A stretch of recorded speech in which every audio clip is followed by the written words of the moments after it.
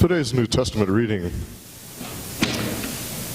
taken from the book of Revelation, has kind of a reputation of being in the midst of a highly mystical and difficult to grasp passage from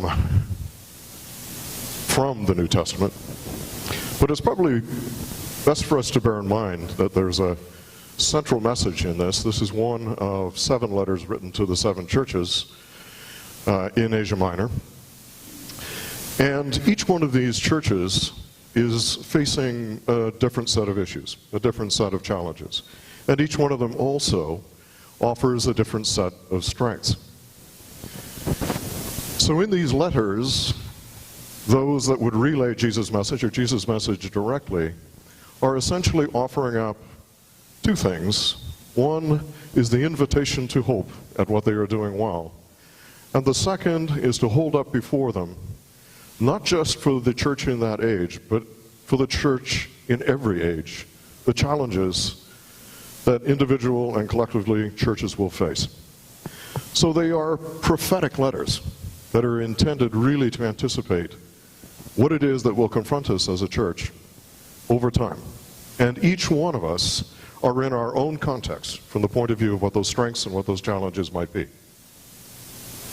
So in today's gospel, we hear of Jesus addressing the 4th church in Thyatira, which is in modern-day Turkey. It's about 70 kilometers southeast of modern-day Istanbul, or at the time Constantinople. It's about 50 kilometers in from the coast. But importantly in the day, it was on a major Roman road that transited Asia Minor, or what we now know as geographical Turkey. It was a market town, not a very large town, but a town that was very busy with the activities of various artisans, leather makers, tent makers, silversmiths, those who were craftspeople. So it was a community of folks who were craft-centered, and as it turns out, in such centers in the age of that time, this activity was supervised in a number of guilds. So there would be a guild of tent makers, there would be a guild of silversmiths, and so on. And essentially in these communities, if you wanted to be able to earn a living, you had to be a member of the guild. You were offered work through the guild, you were protected through the guild, and being a member of the guild had all kinds of advantages for you as an artisan. So Thyatira was a guild town in every way. And in addressing the nascent Christian community and church in Thyatira, Jesus, in the passage we heard today, is very quick to offer up his praise for what this community is doing well. Virtues of love and of faithfulness, and in a very central way, perseverance, because he knows that they're being challenged.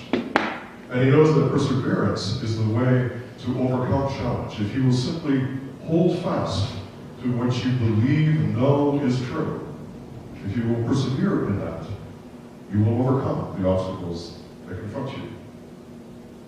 But he also reveals other things that he knows about this community. He knows that this community, and in particular the collection of guilds in this community, is being dominated by a very powerful and influential woman. And he allocates a label to this woman, Jezebel. In selecting the name Jezebel, or a label Jezebel for her, he could not have used a more accusatory, pointed, or dangerous label. Because Jezebel in the Old Testament was the daughter of the king of Sidon, who subsequently married Ahab, the king of the northern tribes of Israel. And in the Old Testament, she had a reputation of doing whatever she pleased, whenever it pleased her, including several items of idolatry that were mentioned in today's reading. So we also hear here that Jesus, in this particular passage, and just a few other passages in the New Testament, is absolutely unequivocal about the authority with which he offers advice to this community. He declares himself the Son of God. So there's no question about the authority of what he's offering. So the guilds in this day were all powerful. And under this town lady superintendent, labeled as Jezebel by Jesus, it was also, in the current vernacular, a center for swingers. That's what it was. As Gordon described the licentious behavior and the idolatry that was going on, this was in fact part of the culture of the guilds. So to be a member of the guild, you were confronted with the personal moral choices of playing the swinger game or of following the path that God has laid out for the Christian community. So the guilds of Thyatira are in many ways an allegory for life around us today. Because at that time, to be a member of the guild, there would have been a terrible temptation to conform. Because if you didn't conform, you could lose your membership in the guild. And if you lost your membership in the guild, you lose your job. There's a temptation to perform, to do as you're told. If you're a leather maker, you produce so much in the way of items, so many items, and only probably certain types of items, all under the supervision of this commanding personality, this woman Jezebel. But in all things, or in many things, there was a beckoning to turn away from the guidance that was exhibited in Jesus' own ministry. But there were other kinds of temptations. Temptation to idolatry, which basically means turning away from the one true God and turning to worship others. But they're the type of social gods that we all too often fall into worshiping. The god of pleasure, the god of leisure, the god of wealth, the god of prestige, all of which we probably had to individually and collectively confront at some point in time. So wherever we work and live, these great temptations are always there. And Jesus knows this. And he asks, or he confronts us with the invitational question, is it right where we work that we should be under pressure to compromise and go along with the standards of the world around us? Jesus also knows two very important things about us as a community and also as individuals. He knows we have been gifted with an inner voice, an inner self, that is capable of making independent decisions. This is a God-given gift to us. We're not automatons. We have this inner voice.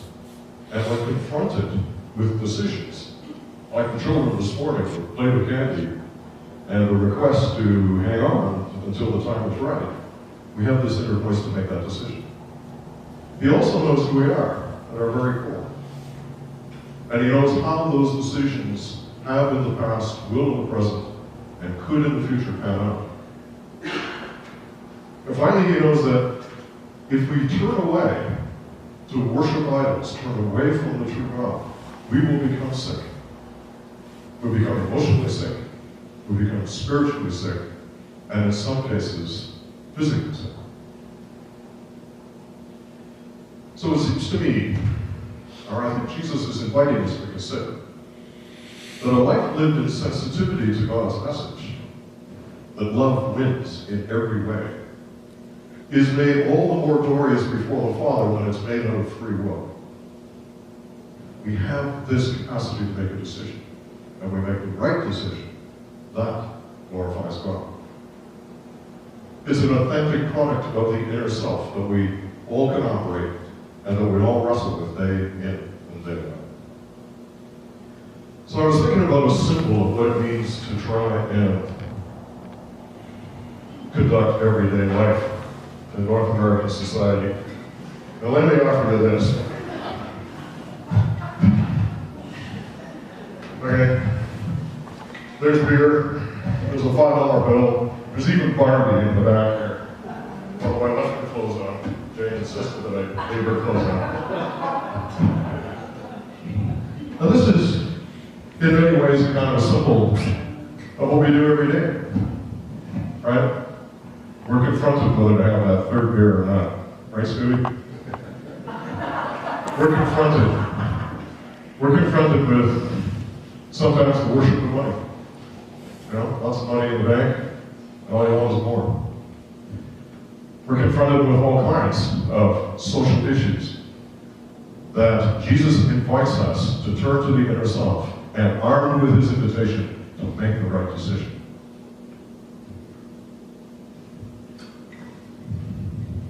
If any of you wish to wear this shirt coffee, I would be more than welcome.